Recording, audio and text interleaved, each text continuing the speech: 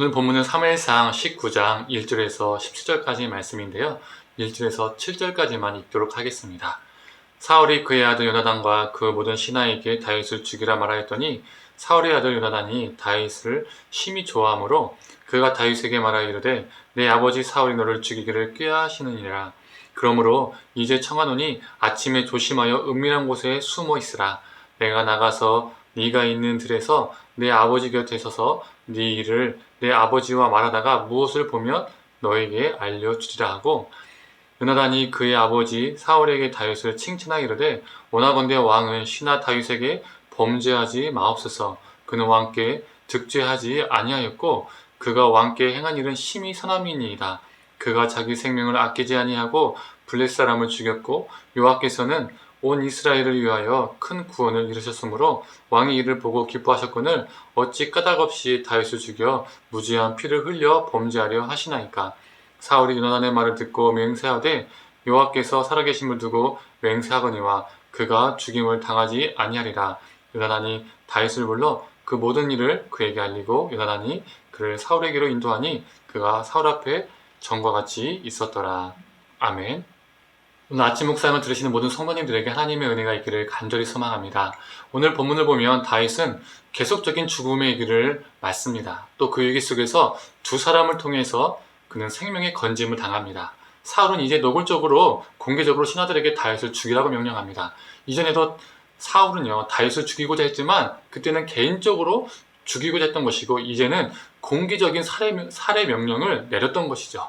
이렇게 공개적인 명령이 떨어졌으니 다윗은 죽은 목숨이나 다름없습니다. 이때 요나단은 사울의 공개 명령이 떨어지자마자 바로 다윗에게 가서 이 사실을 알려줍니다. 그리고 은밀한 곳에 숨어 있을 것을 권면하고 앞으로의 상황도 알려주겠다라고 말을 하죠.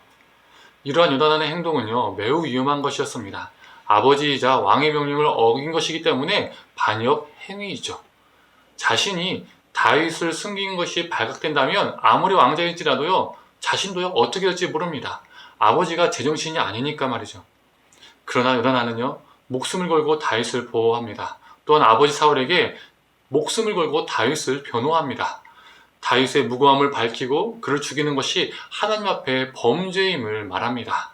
그리고 사울은 이 요나단의 말을 듣고 그 살해 명령을요 철회하게 되죠. 이렇게 하나님은 요나단을 사용하셔서 다윗을 죽음에서 건지셨습니다. 그런데 이렇게 끝나면 너무 좋은데 앞에서 말했지만 사울은요 제정신이 아닙니다. 또 생각이 바뀌어버렸습니다. 8절을 보면 다윗은 블레셋과 싸워 승리를 거두었습니다. 블레셋과의 전투에서 다윗이 승리를 거둘 때마다 백성들은요 환호하기 시작했습니다. 그리고 높아졌죠. 그 명성과 그 인기가 높아졌던 겁니다. 그럴수록 사울의 시기는요 더 비례적으로 질투가 심해지고요. 그 죽이고자 하는 마음이 더 커져갔습니다. 예전처럼 사울은 수금을 타고 있는 다윗을 향해 또다시 창을 던졌습니다. 다행히 이번에도요 다윗은 무사했고 도망을 쳤습니다.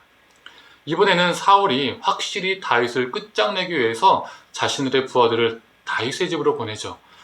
다윗을 지키고 있다가 아침에 죽이라고 명령을 시켰던 것입니다. 그러나 이번에는 자신의 아내인 미갈의 도움을 받아서 다윗은 창밖으로 몸을 피했습니다. 참 아이러니한 것은 사울은 다윗을 죽이고자 했지만 사울의 아들과 딸, 즉 사울의 자녀들은 아버지와 달리 다윗을 살리고자 했다는 것입니다. 아버지와 한편이 되어서 충분히 다윗을 죽일 수 있었으나 그들은 그렇게 하지 않았다는 겁니다. 그 이유는 그 사건들 속에서는 하나님이 역사하고 계셨기 때문입니다. 하나님은 요나단을 통해서 그리고 미갈을 통해서 다윗의 생명을 구원하셨습니다.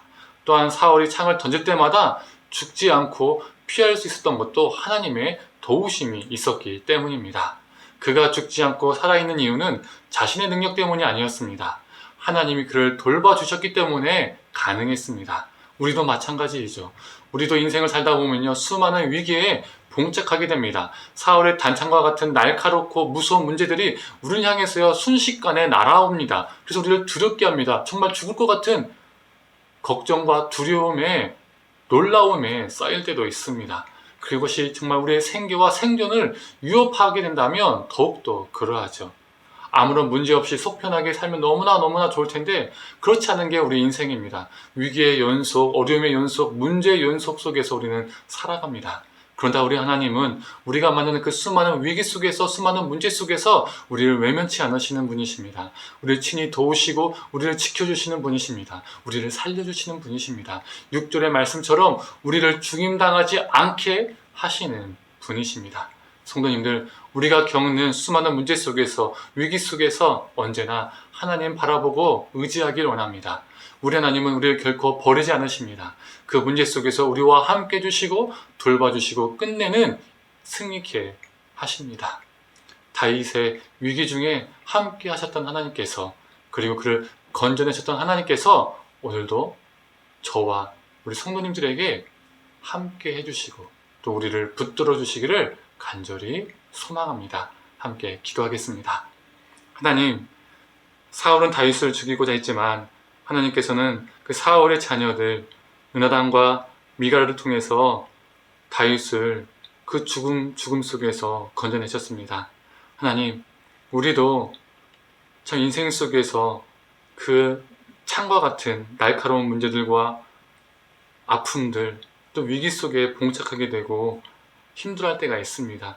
정말 우리의 생계와 생존이 위협받으면 우리가 두렵고 떨릴 때가 있습니다. 하나님, 그 순간에서도 우리를 돌봐주시고 지켜주시는 우리 주님만을 바라보게 하여 주시옵소서. 우리의 상황 속에서 우리를 건져낼 분은 다른 사람이 아니라, 다른 무엇이 아니라 오직 여호와 하나님밖에 없음을 우리가 마음에 새기고 오늘 하루도 주님을 붙잡고 동행하는 삶 살게 하여 주시옵소서. 감사드리며 사랑이 많으신 예수님의 이름으로 기도드립니다. 아멘.